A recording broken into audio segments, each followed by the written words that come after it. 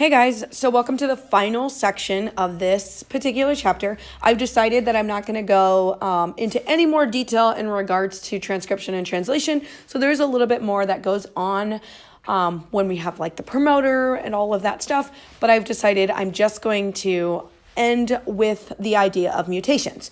So we kind of understand the idea of a mutation, right? You generally think a mutation is a really bad thing. In pop culture, you'll see, I have a mutation, or this organism has a mutation, so it's going to eat us all.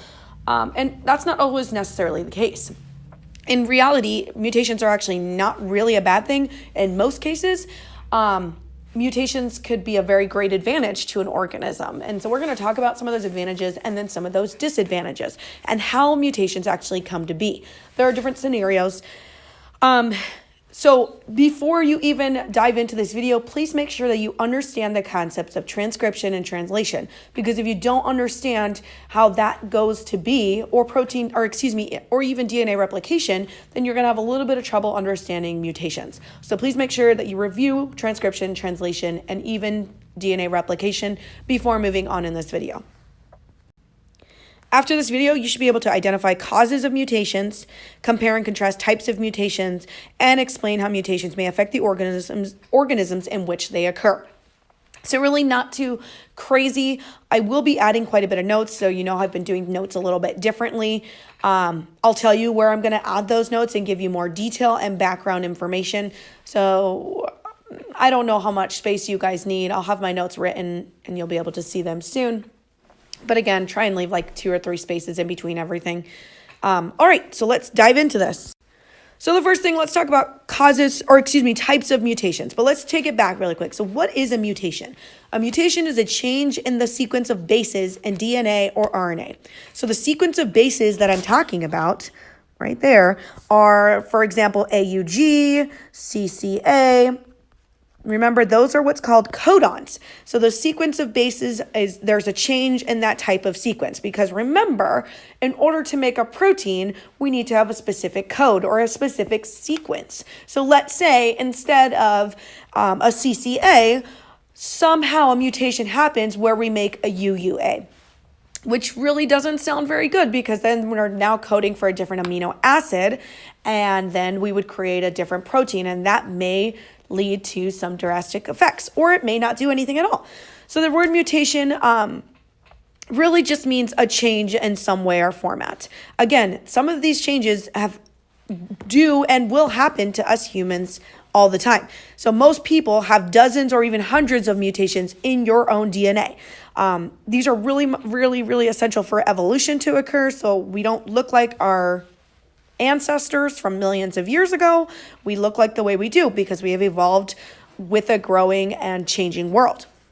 Mutations are basically the whole source of new genetic material in a species. And we'll talk about this as we talk about evolution here on the next section. There are so many ways that mutations can actually be caused. So some mutations can just happen spontaneously. So for example, I happen to have a large growth in my colon, spontaneous thing. I don't have any family history of colon cancer, really don't have any family history of cancer at all. And somehow I spontaneously grew a huge polyp or a huge tumor that thankfully was not cancerous, but spontaneous mutation. There are also, so like these mistakes that happen, they can just be done randomly during DNA replication or transcription. Now remember, our body has defenses that can stop these things from happening. So generally, if a cell is mutated in some way, it won't be allowed to reproduce. Now, when cancer comes in or some kind of mutation comes in, we can stop that process. All right, there are other ways that we can have mutations as well. So remember, I just mentioned that these things can happen spontaneously. They can also happen thanks to the environment. So anything in the environment that can cause a mutation is called a mutagen. All right, who was my guest star? Anybody gets 1 extra credit point on your quiz if you can tell me in class. So that means you got to be listening to the video, because a lot of you don't actually listen to the video. Ha. All right, so again, other causes of mutations, either spontaneous or environmental, which would be known as a mutagen. So great examples of mutagens would be like cigarette smoke, chemicals, processed meat, processed foods, One really interesting mutagen, which I didn't even think about, is called benzoyl peroxide. And so that's a really popular acne cream. Women who are pregnant will be told to stop using that right away because that could harm the fetus.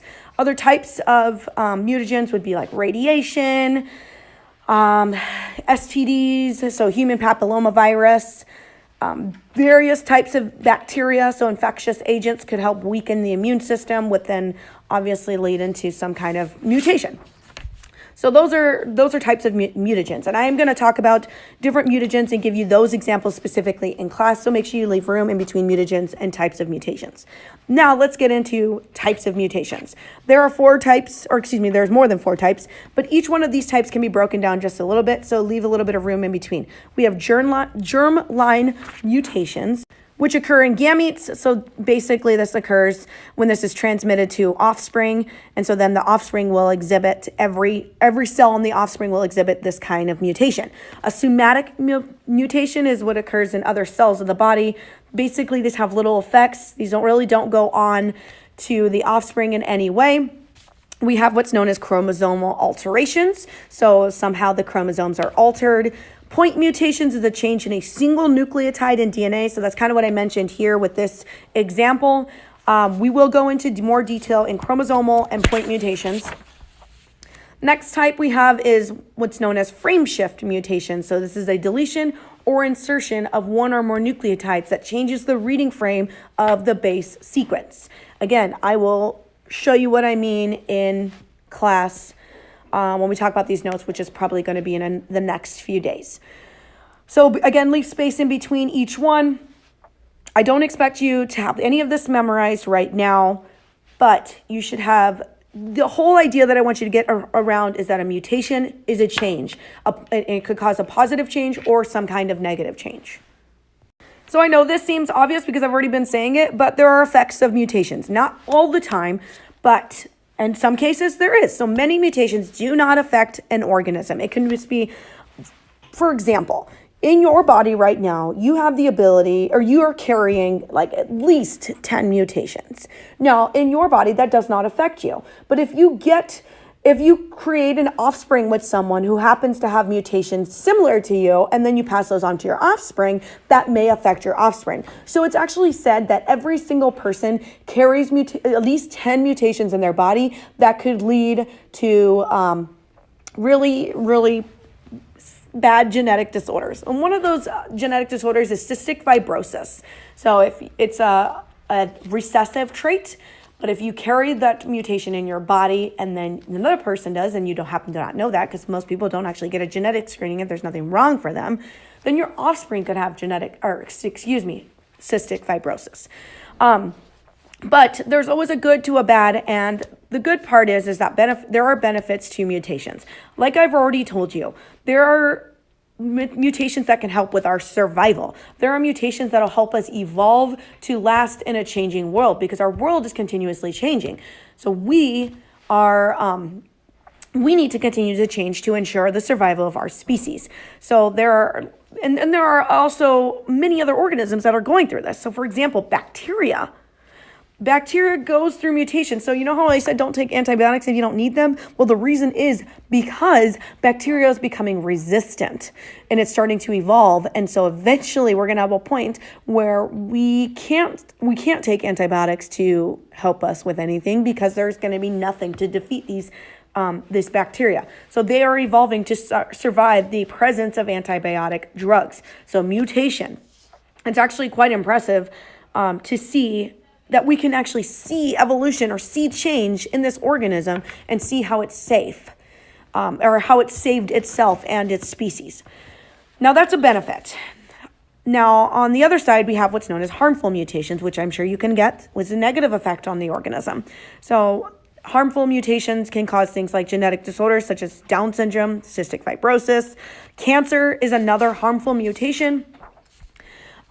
Which obviously we've talked about cancer before, and cancer can be hereditary. Not all the time. It's not always a guarantee just because your aunt died of breast cancer that you are guaranteed to get breast cancer, but there's a stronger possibility than somebody who doesn't have any family. But again, you can have spontaneous mutations as well. I know I talked really, really fast in this video, so I apologize if you're like, what is she talking about? We are going to add quite a few notes. I don't feel like this information is super crazy, but there's a little bit of notes to it. If you have any questions, please make sure to ask me on Edpuzzle.